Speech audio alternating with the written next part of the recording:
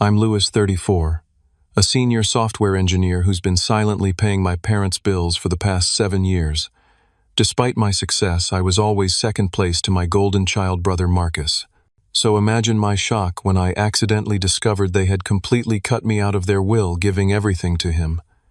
After all those years of financial support, the betrayal felt like a knife to my chest. That day, I made a decision that would change everything for all of us. Before I dive into this story, drop a comment letting me know where you're watching from, hit that like button, and subscribe to catch more real-life family drama stories that might just help you navigate your own challenging relationships. Growing up in suburban Boston wasn't terrible, but it wasn't exactly idyllic either. We were a middle-class family with the usual financial struggles that come with raising 2 boys.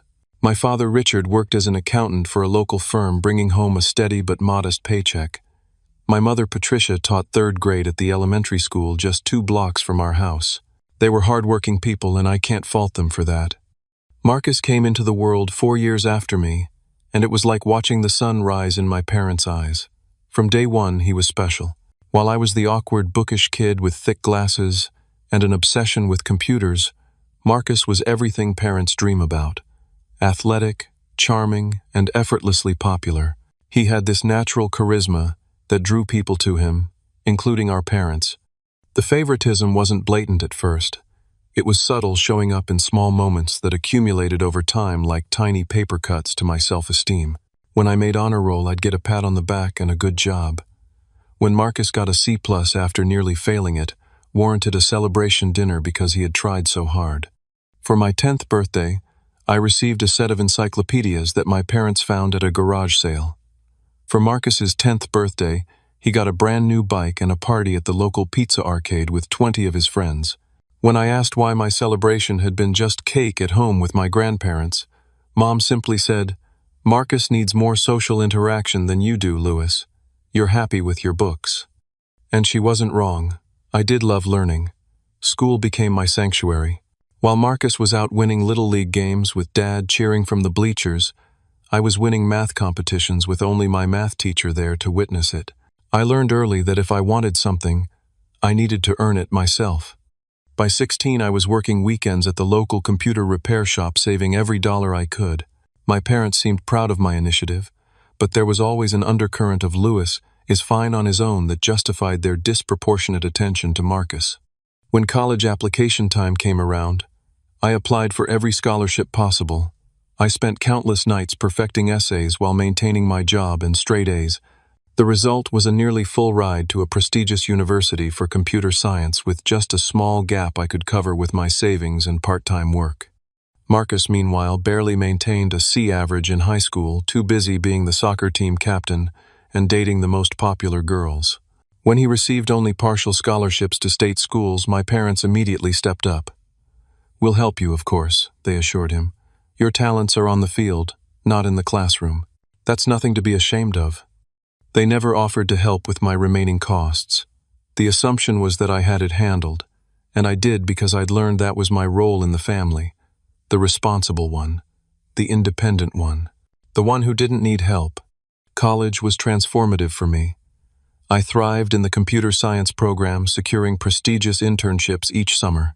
I graduated with minimal debt, thanks to my scholarships and consistent work at the university's IT department. I was hired directly from my final internship into a promising position at a tech startup in Boston. Marcus, however, dropped out of college during his 2nd year. It just wasn't the right environment for his creative spirit, my mother explained during one of our infrequent phone calls. 6 months later, my parents paid for him to enroll at a different college. He dropped out of that one too after 3 semesters. Yet somehow this was never viewed as failure. It was always framed as Marcus finding his path or refusing to be constrained by conventional systems. Meanwhile, my conventional success in a growing tech company was expected almost mundane in their eyes. Despite the clear imbalance, I maintained a relationship with my parents.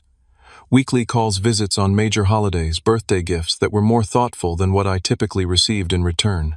I told myself that family was family, and holding grudges wouldn't change anything. Besides, I was doing well. Really well, actually. And there was a small part of me that still hoped my achievements might someday earn the same enthusiasm they showed for Marcus's simple participation in life. That hope, as I would learn over the following years, was as naive as believing a houseplant might suddenly start speaking if you just watered it enough.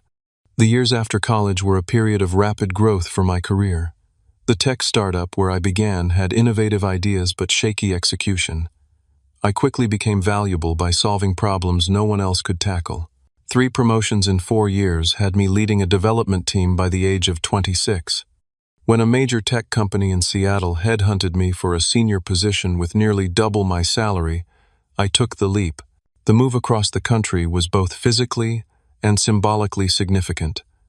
I was building my own life, thousands of miles from the family dynamics that had shaped my early years. Seattle suited me.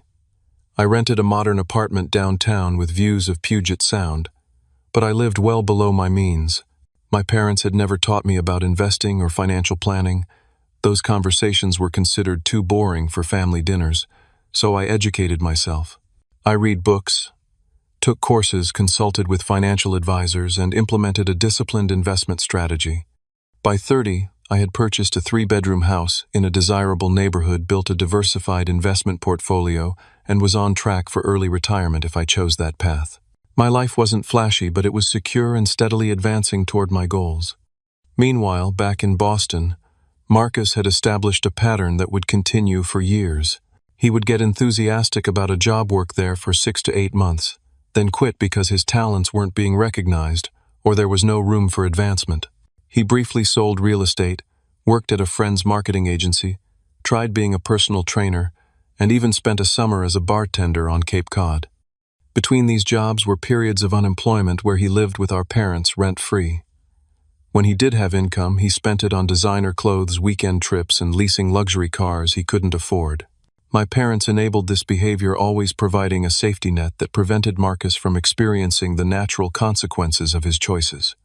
"Your brother is a free spirit," Mom would say during our phone calls. "Not everyone is meant to follow the conventional path like you did, Louis." Dad was more direct. "Marcus has vision. He just hasn't found the right opportunity to showcase his talents." Despite the distance, I maintained my relationship with them. Every Christmas, I flew back to Boston, staying in a hotel rather than my old bedroom, which had been converted into a home gym that Marcus rarely used. Each visit followed the same pattern. Mom would fuss over how thin I looked. I wasn't. Dad would briefly inquire about my job before changing the subject, and Marcus, if he showed up, would dominate conversations with tales of his latest venture or relationship drama. Everything changed when Dad had his first health scare at 62. He experienced severe chest pain and was diagnosed with coronary artery disease, requiring medication and lifestyle changes. The doctor bills started piling up. That's when I learned my parents had refinanced their house multiple times, had minimal retirement savings, and were carrying significant credit card debt. Without being asked, I stepped in. I paid off the largest medical bills immediately and set up a system to cover their monthly mortgage. When Dad had to reduce his work hours, I increased my support to cover utilities as well. "It's temporary," Dad insisted, his pride clearly wounded. "Just until I'm back on my feet." But it wasn't temporary. As their financial situation became clearer to me, I realized they had made decades of poor financial decisions, often to support Marcus's various needs and ventures. They had remortgaged their home twice, once to cover Marcus's first college attempt, and again to bail him out when he accrued massive credit card debt in his late 20s. Within a year, I was paying their mortgage, utilities, property taxes, and supplementing their grocery budget. It amounted to nearly $4,000 monthly, a significant sum even with my substantial income. Marcus knew about this arrangement, but contributed nothing beyond occasional emotional support during family crises. The dynamic was frustrating but familiar. I was the responsible son handling practical matters, while Marcus remained the emotional favorite. When my parents spoke about me to relatives or friends, it was always about my financial success. When they spoke about Marcus, they shared his personality, his dreams, his struggles, his heart. I was a wallet. He was a person. Yet I continued supporting them, partly out of duty, partly out of lingering hope for approval, and partly because I knew they genuinely needed the help. I told myself that family takes care of family, even when it's unbalanced, even when it hurts. I had no idea how unbalanced it truly was, until the day I discovered the will. Everything escalated when Dad suffered a massive heart attack at 65. I was in the middle of a crucial product launch meeting when Mom's call came through. Seeing her name on my screen during work hours was unusual enough that I excused myself immediately. "Louis, it's your father," she sobbed into the phone. "The ambulance just took him. It looks bad." I didn't hesitate. Within an hour, I had booked a flight, informed my team I'd be taking emergency leave, and was throwing essentials into a suitcase. The entire cross-country flight, my mind raced between worst-case scenarios and practical concerns. Did they have adequate health insurance? Was Dad's life insurance policy still active? Who would handle things if he didn't? Make it. When I arrived at the hospital, Mom was alone in the waiting room, looking suddenly much older than her 63 years. Dad was in surgery, an emergency triple bypass. I asked about Marcus. "I called him right after you," she said. "He's very upset. He'll be here as soon as he can." Marcus arrived 5 hours later, by which time Dad was out of surgery and in recovery. He burst into the room dramatically, tears streaming down his face, making the moment about his emotional reaction rather than Dad's condition. Mom immediately comforted him while I spoke with the doctors about post-operative care and recovery expectations. The following days established a pattern. I handled insurance paperwork, coordinated with doctors, arranged for home care equipment, and researched cardiac rehabilitation programs. Marcus provided emotional support, bringing Mom homemade soup and sitting by Dad's bedside telling jokes and stories that lifted his spirits. Both roles were necessary, but only one received constant appreciation. "Your brother has been our rock through this," Mom told me, apparently forgetting who had flown 3,000 miles on a moment's notice and was handling every practical aspect of the crisis. As Dad recovered, I extended my leave from work.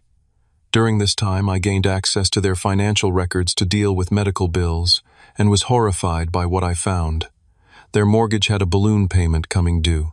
They had 3 credit cards near their limits. Dad's retirement account had been partially liquidated recently, with penalty, 2 thefts, for reasons neither of them would clearly explain. I arranged a meeting with a financial advisor friend who specialized in retirement planning. The picture he painted was bleak. They had nowhere near enough saved for retirement, especially considering Dad would need to fully retire given his health condition. Their fixed income from Social Security and Dad's modest pension would cover less than 60% of their monthly expenses. "Have you been helping them financially already?" James, the advisor, asked. When I explained the extent of my support, he frowned. "That's not sustainable long-term, Louis. Not for them, and not for you." But what was the alternative? Let them lose their home. Watch them struggle to afford Dad's medications. After careful consideration, I made a decision that seemed right at the time. I would take over their major expenses permanently. I set up automatic payments for their mortgage, utilities, and property taxes. I established a monthly transfer to their checking account for medications and daily expenses. All told, my financial commitment increased to $4,000 monthly. "This is temporary," I assured them, though I knew it likely wasn't. "Just until you get back on your feet." Dad looked relieved but embarrassed. Mom cried and hugged me. "You've always been so practical, Louis. Such a good provider. Not such a good son, or we're so proud of you. Just an acknowledgement of my function, my utility." I extended my stay for 3 weeks to get everything organized before returning to Seattle. The day before my departure, Marcus finally showed up again, having been mostly absent since his initial emotional hospital visit. He brought takeout dinner and entertained everyone with stories about a potential business opportunity he was exploring. "It could be big," he said, eyes alight with excitement. "Really big." Mom and Dad were captivated, asking questions, offering suggestions, fully engaged. No one mentioned my impending departure or the financial arrangements I'd made to secure their future. That night in my hotel room, I felt the full emotional toll of the situation. I was shouldering enormous responsibility with minimal appreciation. I was treated as a financial resource rather than a son deserving of the same emotional investment they gave Marcus. Yet I continued telling myself this was simply my role in the family. I flew back to Seattle the next day, immediately diving back into work to catch up on everything I'd missed. Life resumed its pattern, but with a significant portion of my income now permanently directed toward my parents' survival. The resentment grew quietly like mold in a dark corner, unseen but steadily spreading. I didn't acknowledge it even to myself. I just did what needed to be done month after month because that's who I had always been in our family. The responsible one, the provider, the human ATM, until Marcus's next brilliant idea changed everything. About 8 months after Dad's heart attack, during our weekly phone call, Mom mentioned that Marcus was really onto something this time. Her voice had that familiar, excited quality it always took on when discussing my brother's latest ventures. "He's starting a luxury boat touring company," she gushed. "Taking people around the harbor, sunset cruises, private events. He says it's an untapped market in our area." I made appropriate interested noises, while mentally calculating the startup costs for such a business. Boats, insurance, licensing, marketing, staff, the numbers were substantial. "He's got it all figured out," Dad chimed in from the extension. "Already has potential clients lined up. Corporate events mostly." "That sounds promising," I said cautiously. "Has he secured funding?" There was a brief pause before Mom answered. "Well, he's exploring options. You know how banks can be so rigid about lending to new businesses." The alarm bells started ringing immediately. I knew what was coming next. Sure enough, 2 weeks later, Marcus himself called me, a rare occurrence that only happened when he wanted something. "Louis, how's my big brother, the tech genius?" His voice was overly enthusiastic, the charm turned up to maximum level. We exchanged brief pleasantries before he got to the point. "So Mom and Dad probably told you about my new business venture. It's going to be incredible, man. I've done all the research. The ROI in the first year alone could be 50% or more." Marcus had a talent for picking up business terminology and deploying it convincingly without necessarily understanding the underlying concepts. "That's an aggressive projection for a new business," I replied carefully. "That's because most people think small. I've got connections, Louis. People who want to book already. I just need the startup capital." He paused for effect. "Mom and Dad are considering helping me out." Helping how, I asked, though I already knew. "They've got equity in the house. They could take out another mortgage. It would be an investment, not a gift. I'd pay them back with interest." Just as he'd never paid back the previous loans. Just as he'd never repaid them for the 2 college attempts they'd funded. Just as he'd never contributed to their expenses despite living with them rent-free for significant portions of his adult life. "Marcus, they can't afford another mortgage. Dad's still recovering, they're on a fixed income, and the house payment is already tight. I didn't mention that I was the one making that payment. That's the beauty of it, Louis. Once the business takes off, I'd pay off their entire mortgage. They could retire completely worry-free. It's a win-win." I spent the next hour trying to reason with him, explaining the risks, the reality of business failure rates, and our parents' precarious financial position. He dismissed every concern with the unshakable confidence of someone who had never faced real consequences for failure. The conversation ended with him annoyed, and me worried enough to book a flight to Boston for the following weekend. I needed to see exactly what was happening. The tension was palpable the moment I walked into my parents' house for an impromptu family dinner. Marcus was there, uncharacteristically dressed in business casual attire instead of his usual trendy clothes. He had printouts of harbor maps, boat specifications, and a crudely formatted business plan. Mom had prepared all my childhood favorites: pot roast mashed potatoes, green bean casserole, clearly an attempt to soften whatever confrontation she anticipated. Through appetizers and main course, the conversation remained superficial. Weather, sports, local gossip. No one mentioned boats or mortgages or investments. But when Mom served coffee and pie, Marcus cleared his throat. I wanted everyone together to discuss the business opportunity he announced. "Louis, I know you have concerns, but I've worked out all the details." He launched into a presentation that was equal parts fantasy and misunderstood business concepts. The revenue projections were wildly optimistic. The expense estimates were suspiciously low. The marketing plan consisted mainly of word of mouth and social media. When he finished, my parents were beaming with pride. We've discussed it, Dad said, and we're going to help Marcus get this off the ground. It's an investment in his future. And our retirement, Mom added quickly, perhaps sensing my objection forming. Marcus will be able to take care of us once this takes off. I took a deep breath. How much are you planning to invest? Dad looked uncomfortable. We can take out $150,000 from the house. The equity is there. $150,000. More than 3 years of the mortgage payments I'd been making. Money they didn't have secured against the house I was paying for. That's not an investment, that's gambling with your financial security, I said, trying to keep my voice level. What happens if the business fails? Why do you always assume I'll fail? Marcus snapped. Because historically that's what happens, I responded, harsher than I intended. Name one venture you've started that's still operating. Marcus's face flushed. This is different. I've matured. I've done the research. Your research is superficial at best.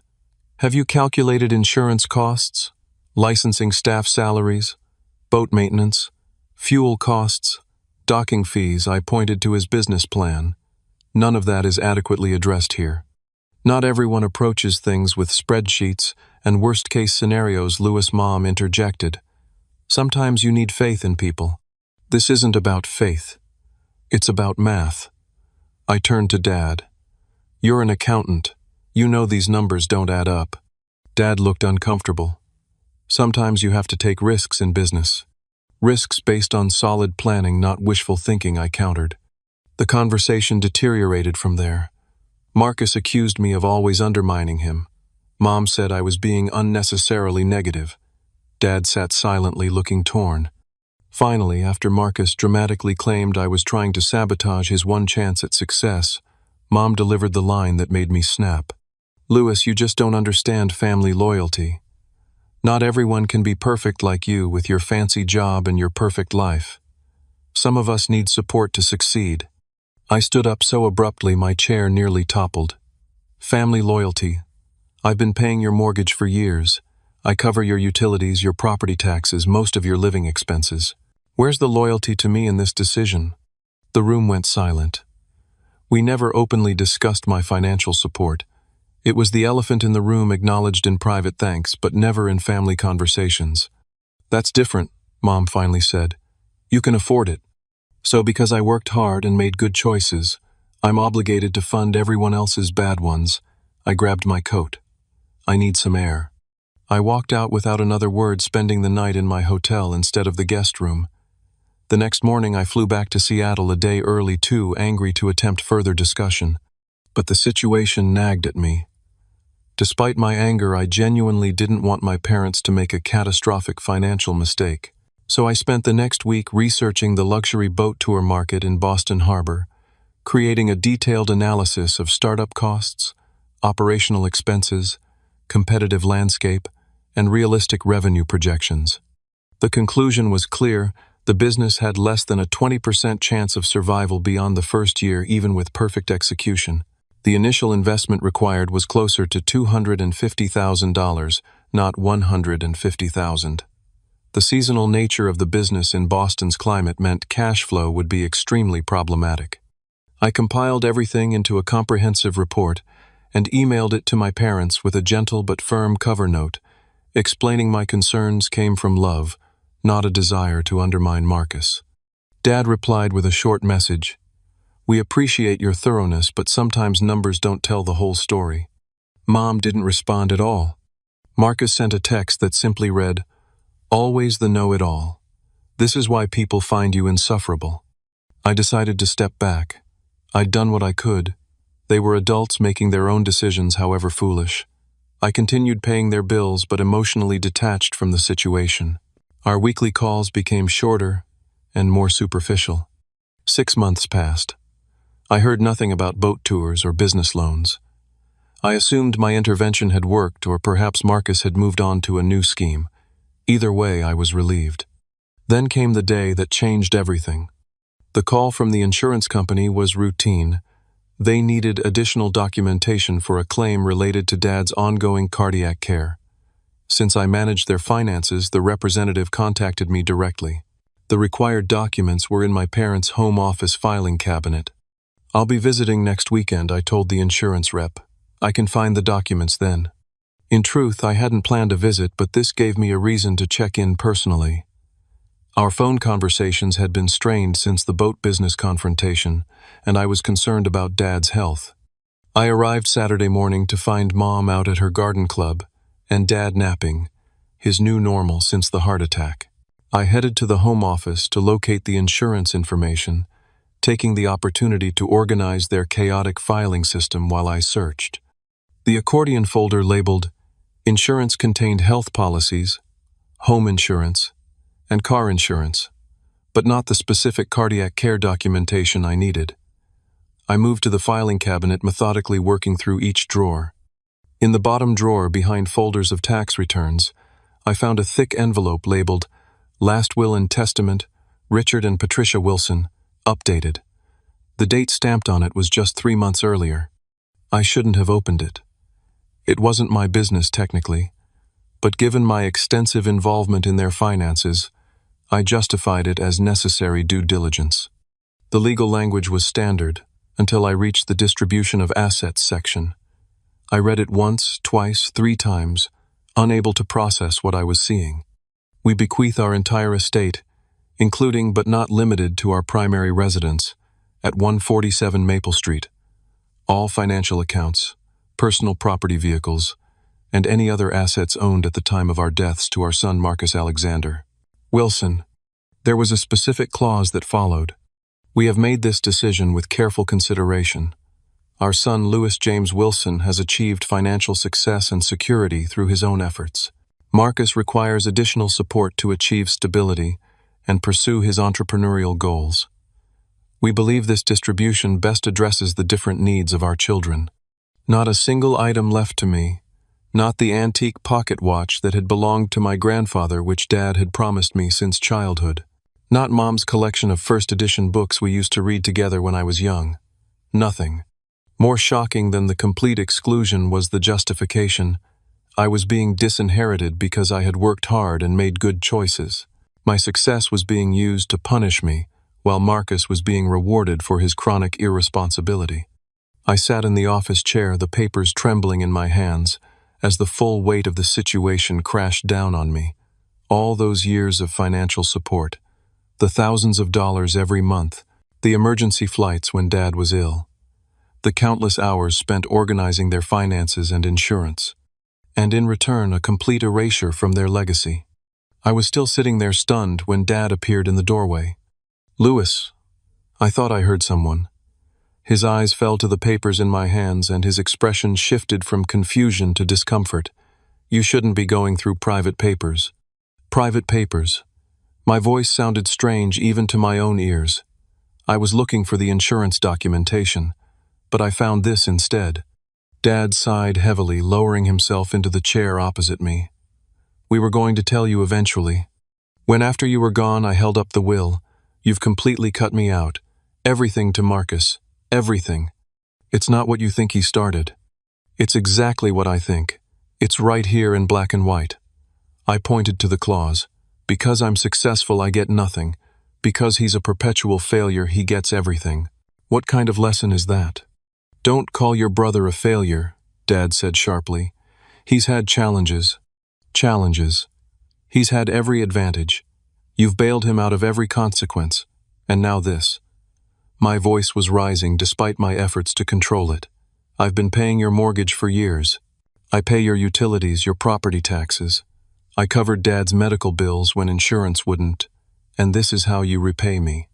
Mom appeared in the doorway, garden gloves still on her hands. "What's all the shouting about?" Dad gestured weakly to the papers in my hand. Louis found the will. Her face fell. "Oh." Just that one syllable laden with guilt. "Why?" I asked, looking between them. "Just tell me why." Mom removed her gloves, slowly buying time to formulate a response. "Louis, you have to understand. You're already set up for life. You have your home, your investments, your high-paying job. So this is punishment for success." "No, it's about need," Dad interjected. "Marcus needs this security for his future, for his dreams." "And what about my security? My dreams?" Mom's expression hardened slightly. You've achieved your dreams, and no one forced you to help us financially. That was your choice." The words hit like a physical blow. My choice. When Dad got sick and couldn't work full-time, when the medical bills were piling up, when you were facing foreclosure, what choice did I have? "We would have managed," Dad said quietly. Managed how? By losing the house. By skipping Dad's medications. I stood up, needing to move to breathe. I stepped up because that's what family does. Because I love you. And this is what I get in return.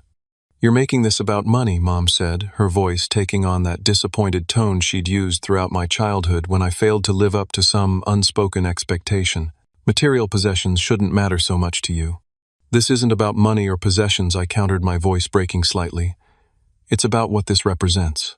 It's about being erased from your legacy while you're still happily accepting my financial support." "Perhaps we should discuss this when everyone's calmer," Dad suggested. "Where's Marcus right now?" I asked suddenly. "Is he at work? Does he even have a job currently? Is he contributing anything to this household?" Their silence was answer enough. "I need to go," I said, gathering my coat. "I can't be here right now." "Louis, don't leave like this," Mom pleaded. "What would you have me do? Stay and pretend this isn't happening, except that I mean nothing to you beyond my checkbook?" "That's not fair," Dad said. "No, it's not fair," I agreed. "None of this is fair." I walked out, got into my rental car, and drove straight to my hotel. I canceled my return flight and extended my stay, needing time to process. That night alone in my hotel room, I broke down completely. I cried for the first time in years, deep racking sobs that came from a place of absolute betrayal. I'd spent my entire life seeking approval that would never come, supporting people who saw me as nothing but a financial resource. After the emotional storm passed, I opened my laptop and wrote a long email to my parents. I detailed every sacrifice I'd made, every bill I'd paid, every emergency I'd handled. I explained that the will wasn't about money, but about what it symbolized: their values, their love, their vision of family. The response came the next morning. A brief note from Mom. "We're sorry you're hurt.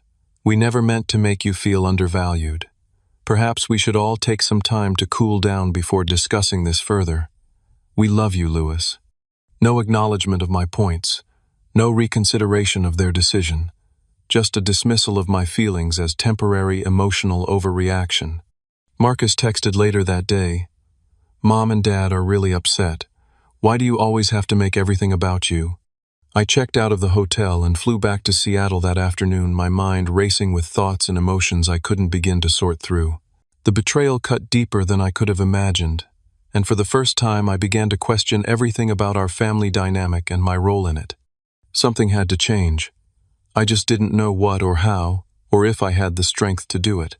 Back in Seattle, I fell into a routine of work and solitude, avoiding my parents' calls and responding to texts with brief, non-committal replies. The monthly transfers for their bills continued automatically. I wasn't yet ready to make any drastic decisions. After 3 weeks of this emotional limbo, I finally reached out to a therapist, Dr. Samantha Reed, specialized in family dynamics, and had been recommended by a colleague who had gone through a difficult estrangement from his parents. In our first session, I laid out the whole story from childhood to the will discovery. Dr. Reed listened attentively, occasionally asking clarifying questions. When I finished, she was silent for a moment before speaking. "Louis, have you ever heard of the golden child and scapegoat dynamic in families?" I hadn't, but as she explained the concept, countless memories clicked into place like puzzle pieces, finally finding their proper position. The uneven expectations, the different standards of behavior, the constant justifications for Marcus's failures, and the minimizing of my successes. "This doesn't mean your parents don't love you, Dr. Reed clarified, but it does suggest an unhealthy pattern that's been established over decades, and your financial support has become an enabling mechanism in this dynamic." Over the following weeks, we delved deeper into these patterns. I began to see how my financial support wasn't actually helping anyone. It was maintaining a toxic status quo that kept my parents dependent and Marcus irresponsible. Concurrently, I consulted with my financial advisor, James, who had originally flagged the unsustainability of my support arrangement. From a purely financial perspective, you're compromising your own future security, he told me bluntly. Your parents made choices throughout their lives. So did your brother. So did you. Each of you deserves the outcomes of those choices, good or bad. But they're my parents, I argued weakly. Yes, and you've been more than generous. But there's a difference between helping and enabling. Right now, you're enabling patterns that harm everyone involved, including yourself. The conversations with both professionals led me to the same uncomfortable conclusion I needed to establish boundaries, including financial ones. This wasn't about revenge for the will. It was about breaking a destructive pattern and forcing everyone, myself included, to develop healthier relationships. I spent weeks drafting a letter to my parents. I rewrote it dozens of times, trying to strike the right balance between firmness and compassion. The final version was 8 pages long, detailing my love for them, my hurt over the will, and my realization that our current arrangement wasn't serving anyone well. I explained that I would be gradually withdrawing financial support over a 90-day period. I outlined a schedule. After 30 days, I would stop paying utilities. After 60 days, property taxes would become their responsibility. After 90 days, the mortgage payments would cease. I provided resources for financial counseling, suggestions for budgeting on their fixed income, and options for downsizing if necessary. I emphasized that this decision came from a place of love for them, for Marcus, and finally for myself. I sent the letter via certified mail to ensure delivery and followed up with an email containing the same information. Then I waited. The response was swift and predictable. Mom called first, cycling rapidly between guilt trips. After all we've done for you, minimizing. The will doesn't mean what you think it means, and panic. We can't possibly afford these bills. Dad's approach was more direct. This feels like punishment, Lewis. Is that what you're trying to do? Punish us for the will? I remained calm during these conversations, repeating the same points from my letter. This isn't punishment. It's a necessary restructuring of our relationship. You have options. You can ask Marcus to help. You can downsize. You can create a budget that works with your actual income. Marcus's reaction was the most volatile. He called late one night, clearly having had a few drinks. You're abandoning them, he slurred. What kind of son does that? They're old, Lewis. They need help. Yes, they do need help, I agreed. And you're welcome to provide it. You know I can't afford what you can. Then help within your means. That's all anyone can do. This is about the will, isn't it? You're so petty. I sighed. No, Marcus. The will was just what finally made me see the bigger picture. This is about creating healthy boundaries for all of us. He hung up on me. The first 30 days passed quickly. When the date arrived for utilities to become their responsibility, I received frantic calls from both parents. They hadn't made arrangements, assuming I would relent. I didn't. 3 days later, Mom called in tears. The electricity is off, Lewis. It's humiliating. The neighbors can see our house is dark. It was difficult to stay firm, but I managed. I gave you 30 days notice, Mom. Call the utility company. They'll work out a payment plan to turn it back on. We don't have the money right now. Then call Marcus, I suggested gently, or consider the options I outlined in my letter. She hung up and I sat in my living room feeling simultaneously terrible and liberated. The guilt was overwhelming, but beneath it was a sense that this necessary pain was the only way forward. Dad called the next day to inform me the utilities were back on. He didn't explain how they'd managed it, and I didn't ask. Our conversation was brief and strained. As the 60-day mark approached, the property tax bill came due. This time they were better prepared. They sold one of their cars, the newer one that they rarely used, and liquidated a small antique collection Dad had inherited from his uncle. The 90-day deadline for the mortgage loomed largest. I received increasingly desperate messages as it approached. We'll lose the house, Lewis. We're too old to qualify for a new mortgage. Where will we live? I maintained my position, though it cost me many sleepless nights. You have options.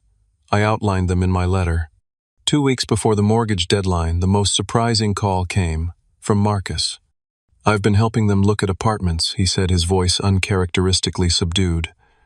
There's a senior living complex not far from their current place. It's small but nice, affordable. I was momentarily speechless. That's good of you, Marcus. Don't sound so shocked, he said, defensiveness creeping back in. They're my parents, too. I know. I'm glad you're helping. There was a long pause before he spoke again. I can't afford to take over all their expenses. I'm doing what I can, but it's not enough. Whatever you can do is valuable, I said, and meant it. It's not about the amount. It's about everyone contributing within their means. They're really scared, Louis. I know, I acknowledged. Change is scary, but sometimes it's necessary. The mortgage payment deadline came and went. The bank sent a notice of default. My parents put their house on the market, accepting an offer well below what it might have been worth with more time to sell. They moved into the senior apartment Marcus had found, downsizing dramatically from the 4-bedroom house to a 2-bedroom unit. Dad called to tell me they were settled, his voice carrying a mixture of resignation and relief. It's actually nice not having all that space to maintain, he admitted. And the monthly costs are something we can manage with our Social Security and my pension. I'm glad to hear that, Dad. Marcus has been helping with the moving and getting us set up. A pause. He's been sleeping on our couch 3 nights a week to help your mother adjust. I recognized the implied comparison, but chose not to engage with it. That's good of him. Throughout these months, I continued my therapy sessions. Dr. Reed helped me navigate the complex emotions, the guilt that threatened to drown me some days, the anger that flared unexpectedly, the grief for the family relationship I had always wanted but never truly had. Setting boundaries isn't the same as cutting ties, she reminded me. You're redefining the relationship, not ending it. And slowly, painfully, that's what was happening. Our family dynamic was being forcibly reconstructed like a broken bone that needs to be reset to heal properly. The process was agonizing for everyone, but underneath the pain, I could sense the possibility of something healthier emerging. 6 months after my decision to stop financial support, I was different. I was sleeping better. I had started dating again after years of focusing solely on work and family obligations. I had even begun volunteering at a financial literacy program for teenagers, using my experience to help young people avoid the patterns I had seen destroy my family's security. The relationship with my parents remained strained, but was evolving. We spoke every couple of weeks, our conversations careful but increasingly authentic. They never mentioned changing their will, and I never asked. That wasn't the point anymore. As for Marcus, our interactions were minimal but civil. He had surprisingly stepped up in ways I hadn't anticipated. He was providing more consistent emotional support to our parents, and had even taken a stable job at a friend's construction company to help contribute financially to their new living situation. It wasn't the family I had imagined or hoped for, but it was perhaps for the first time a family based on reality rather than dysfunction. And in that reality, I was finally finding a measure of peace. 1 year after I discovered the will, I returned to Boston for a visit, not to my parents' house, that had been sold months ago, but to their new apartment in the senior living complex. The visit was my idea, suggested during a phone call that had felt less tense than previous conversations. The complex was pleasant, clean, well-maintained, with community spaces where residents gathered for activities. Mom had joined a book club. Dad played chess twice weekly with a retired professor from Boston College. Their apartment was small but thoughtfully arranged with familiar furniture and photos, creating continuity with their previous life. Our reunion was awkward at first. Hesitant hugs, careful small talk, the weight of unresolved issues hovering in the background. But as the weekend progressed, something shifted. Perhaps it was the neutral territory away from the house that had been the setting for so much family drama. Perhaps it was the year of distance that had given everyone perspective. Over dinner the second night, Dad cleared his throat and addressed the elephant in the room. Louis, we've been doing a lot of thinking this past year. About family, about choices. He glanced at Mom, who nodded encouragingly. We didn't handle things well. The will, your support, any of it. We got comfortable with you taking care of everything, Mom added. It became expected rather than appreciated. That wasn't fair to you. I was stunned by this acknowledgement. Thank you for saying that. The truth is, Dad continued, we enabled Marcus for years. We thought we were helping him, but we were actually preventing him from growing up. the same way we let ourselves become dependent on you. Marcus seems to be doing better now, I offered. Mom nodded. He is. Having to step up has been good for him. He's more responsible, more consistent. He still has his dreams, but he's learning to work toward them rather than expecting them to just happen. And we're better too, Dad said. Living within our means. It's simpler, but there's less stress. There was a long pause before Mom reached across the table and took my hand. We're sorry, Louis, truly sorry, for taking you for granted, for not seeing how our choices affected you. The apology I'd wanted for so long finally arrived, and surprisingly it didn't feel as momentous as I'd imagined. Perhaps because I'd already begun healing without it. Still, it was meaningful. I appreciate that I said sincerely. I'm sorry too for how abruptly I withdrew support. I could have handled it differently. You gave us plenty of notice, Dad countered. We just didn't want to face reality. We talked for hours that evening more honestly than we ever had before. They shared their fears about aging and dependency. I spoke about my resentment and my therapy journey. No one mentioned the will directly. That wound was still too fresh, but its presence was acknowledged in our broader discussion of family dynamics. The weekend visit didn't magically resolve everything, but it was a beginning, a foundation for something new and potentially healthier. In the months that followed, I reconnected with my father's sister, Aunt Elaine, who had experienced her own complicated relationship with my parents.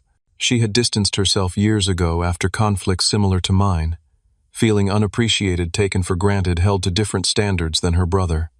It took me years to realize I couldn't change them, she told me during a visit to Seattle. I could only change how I responded to them. Her perspective was invaluable.